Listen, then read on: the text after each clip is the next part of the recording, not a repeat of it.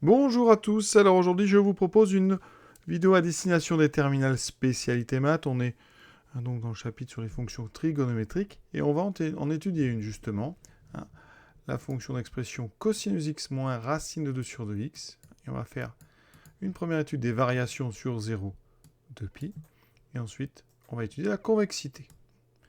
D'accord. Et une fois qu'on aura fait ça, sur le graphique, eh bien on va tracer la courbe, en tout cas une allure assez précise de cette courbe.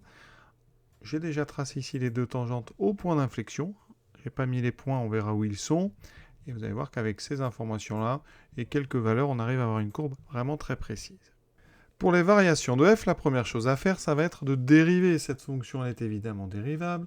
Elle est la somme de deux fonctions de référence. Donc f', on peut tout de suite dire un dérivé de cosinus x moins sinus x moins racine de 2 sur 2. Donc je dois étudier le signe de cette dérivée sur 0 de pi. Première chose, simple, on va d'abord regarder si ça s'annule. D'accord? Donc on résout ça égale 0, moins sinus x égale racine de 2 sur 2, donc sinus x égale moins racine de 2 sur 2. Alors sur 0 de pi, pour résoudre cette équation sur 0 de pi, on va donc dessiner un cercle trigonométrique. Donc vous savez qu'ici ça correspond à 0, en face ça sera pi, et là on reviendra à 2 pi. Ici, on a pi sur 2, et là, donc, 3 pi sur 2. On doit donner des valeurs de x entre 0 et 2 pi, donc des nombres positifs. Sinus égale moins racine de 2 sur 2, on est dans la famille pi sur 4, mais on est en bas. En bas, donc, alors, pi sur 4, vous savez que c'est ici, d'accord, mais ça ne nous intéresse pas, nous, parce qu'on a un sinus négatif, donc on va être en bas. Donc, ça va correspondre à moins pi sur 4, mais dans le tour 0,2 pi, ça sera donc 7 pi sur 4. 2 pi moins pi sur 4. Et ici, ça correspondra à 5 pi sur 4. Il faut vraiment connaître ces valeurs. Donc, on a deux nombres qui nous intéressent. C'est 5 pi sur 4 et 7 pi sur 4. Ça veut dire qu'on peut déjà, quand on va faire le tableau, indiquer les valeurs de x déterminantes. Donc, on est sur 0, 2 pi, et les valeurs importantes pour les variations vont être 5 pi sur 4 et 7 pi sur 4. C'est les deux valeurs qui annulent la dérivée. Par contre, il faut maintenant le signe. Pour ça, eh bien, on va résoudre, donc, comme tout à l'heure, mais on résout cette fois-ci. Donc l'inéquation, moins sinus x, moins racine de 2 sur 2, positif. Pour savoir où on va mettre les plus, j'obtiens moins sinus x plus grand que racine de 2 sur 2. Je dois diviser par moins 1. Ça va inverser le sens du symbole. Donc, je mets un plus quand le sinus est plus petit. Et le sinus plus petit sur la figure, regardez bien, on est plus bas donc que ces deux points, donc on va être entre les deux, sur cet arc de cercle, donc entre 5 pi sur 4 et 7 pi sur 4, c'est là que je vais trouver les valeurs positives. Donc, pour les autres, eh bien, on aura donc du négatif. La fonction f, donc des variations de f de x en fonction de x, c'est donc décroissant, croissant, décroissant. Et on va remplir maintenant les valeurs des extrémums locaux ici en 0. C'est tout bête, On remplace x par 0. Cosinus 0, ça vaut 1. Ça fait 1 moins 0. Donc ça fait 1. C'est très simple. f de 2pi, ça fait cos de pi, donc 1, moins racine de 2 sur 2 fois 2pi, ça fait racine de 2 multiplié par pi. À la machine, donc vous voyez, ça donne à peu près moins 3, 44. Il me reste donc l'image de 5 pi sur 4. Donc il me faut cos 5 pi sur 4. On est dans la famille donc pi sur 4. Donc le cosinus et sinus valent des racines de 2 sur 2 au signe près. Là on est à gauche. Donc moins racine de 2 sur 2. Moins racine de 2 sur 2 fois 5 pi sur donc 4. Ça fera donc du 5 pi racine de 2 sur 8. On prend la calculatrice et on donnera une valeur rapprochée. On fait pareil avec f de 7 pi sur 4. Donc cette fois-ci c'est à droite. Donc le cosinus est positif. Donc c'est racine de 2 sur 2. Moins racine de 2 sur 2 fois donc 7 pi sur 4.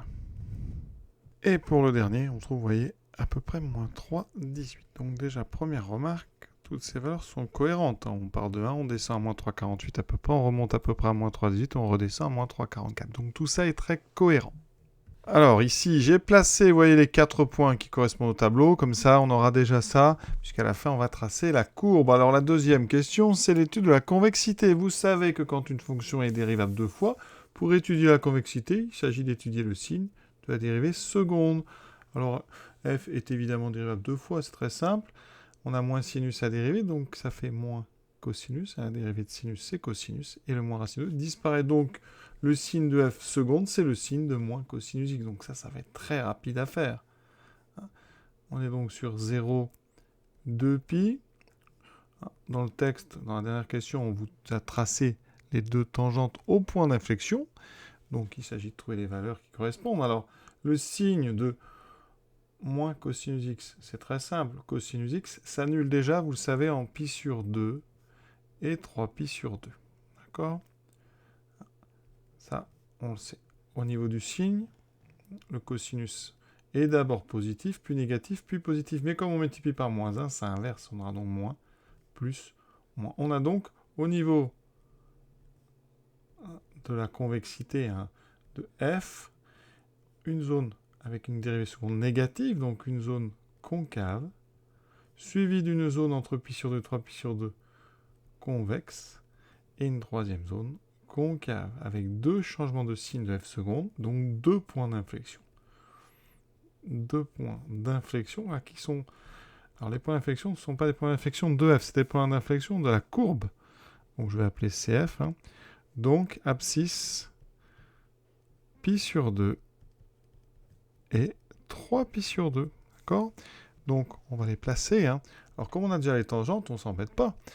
Forcément, les points sont sur la tangente, donc en pi sur 2, vous voyez, on a donc un premier point d'inflexion ici et un deuxième en 3 pi sur 2. Alors on peut vérifier quand même en calculant les images. F de pi sur 2, alors cos pi sur 2 vaut 0, donc ça fait moins racine de 2 sur 2 fois pi sur 2, donc racine de pi sur 4. F de 3 pi sur 2, cos 3 pi sur 2 vaut 0, ça fera moins racine de 2. Alors on aura un 3, moins 3 racine de 2, pi sur 4. Et voici ce que j'ai obtenu à la machine. Donc à peu près moins 1,11 pour le premier, ben voyez, on est bien là. Et pour l'autre qui est 3 fois le premier, moins 3,33. Ici, on est bien à moins 3,33. L'avantage, c'est quand même que là, comme on a déjà les tangentes, on va avoir le point par lequel la courbe passe avec la bonne direction. Et donc, on va respecter à ces endroits-là la concavité, convexité, concavité. Traçons maintenant la courbe. Et après, on vérifiera sur GeoGebra. Donc, au départ, on doit avoir une forme concave avec un point d'inflexion ici. D'accord, hein. Donc ici, on a un point d'inflexion ici, et on en a un autre ici. D'accord ? Donc, au niveau des points d'inflexion, on a ce qu'on appelle les tangentes, que la courbe va traverser. Concave, elle arrive par-dessous la courbe. Convexe, elle sort par-dessus. Donc ici, on va arriver de là. On n'a pas trop le choix. On doit être sur une forme concave. Donc, on est plutôt vraiment... Alors là, c'est pas très réussi. On va essayer vraiment... Il ne faut pas traverser la courbe bleue avant d'arriver au point d'inflexion. Voilà, on arrive vraiment comme ceci. Et on doit ressortir de l'autre côté. D'accord ? Et après, on doit ressortir en passant par le minimum local qui est ici. Et là, on a un deuxième point d'inflexion avec une forme ici convexe. Donc, on va arriver sur notre point d'inflexion par-dessus et on va ressortir par-dessous. C'est très important de respecter ça. Voilà, il faut vraiment une forme comme ceci. Voilà à peu près ce que ça doit donner. Regardons plus précisément sur GeoGebra. Je dirais que la fin n'était pas parfaite ici. Voilà, comme ceci. Et après, voilà. Et on a ici un maximum local. Voici, donc tout ça sur GeoGebra. La courbe, vous allez voir ici, on a bien tout ce que j'ai indiqué. Une première partie concave avec une pente un peu plus grande que celle que j'ai donnée. Ici, ma partie convexe. Voilà, entre mes deux points d'inflexion et on ressort concave.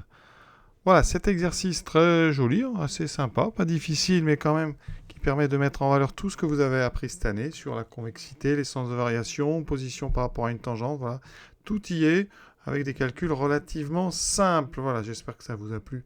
À très bientôt.